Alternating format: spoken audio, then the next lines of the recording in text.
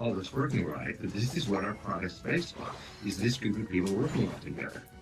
So paying attention to the dynamics of those rooms is the job. They're the ones that are making the movies. I'm not making the movie. I'm just trying to make sure they work well together.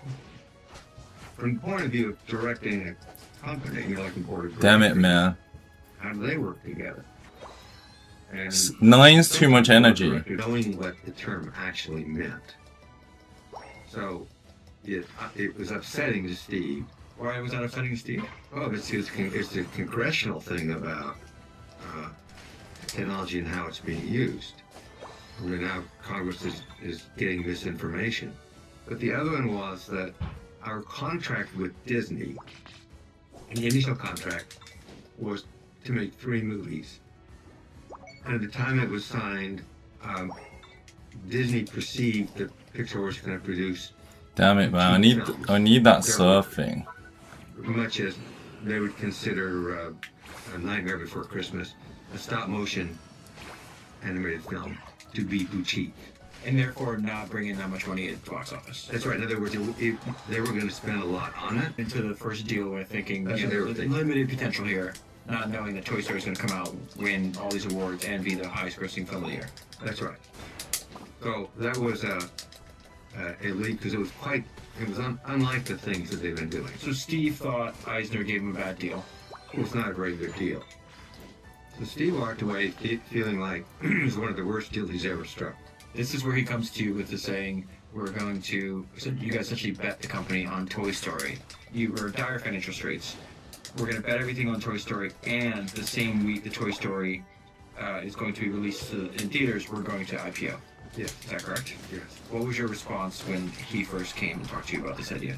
Well, I thought it was crazy. Oh my god. I've learned a lot in this process. Fucking annoying, man. Like, that support Pokemon doesn't do any damage He had either. logic, and the logic that he gave at the time was that because we knew this was not a boutique film, this is going to be a big deal. After this film, and the new deal was now a 5-picture deal, but sequels didn't count. So if we made a sequel, and the idea was there'd be a sequel to Toy Story, why would sequels be excluded? Disney wanted to get as much as they could, and that was their way of differentiating between an original film and one that was presumably easier to make. So that was the assumption.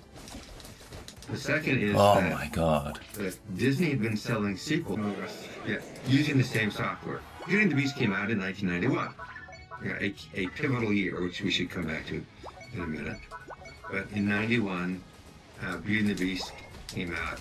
It also had some 3D graphics in it, but largely it was the painting of the cells with the CAP system, which was written by Pixar under the contract.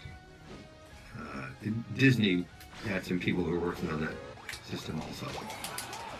And they got an Academy Award for it. The film itself was a sequel, the Apple sequel.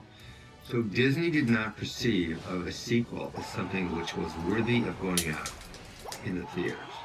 So when we had the deal to make the additional films, then sequels were now perceived of as not at the same level of quality or anything else as a theatrical release. So that was a logical rationale for it. At this point, we're now working on Bug's Life. We're already working on it. We start working on the sequel to Toy Story, and I knew we had a problem. Even before we started, I thought there's something about. I wanted you to just forgo theaters and release a direct-to-video. Yeah, that was the plan. That was one of the reasons why it wouldn't count. So we almost immediately said we think it needs to be theatrical. Disney didn't push back on it at all. They agreed this. And once it was a huge success, I think it was the first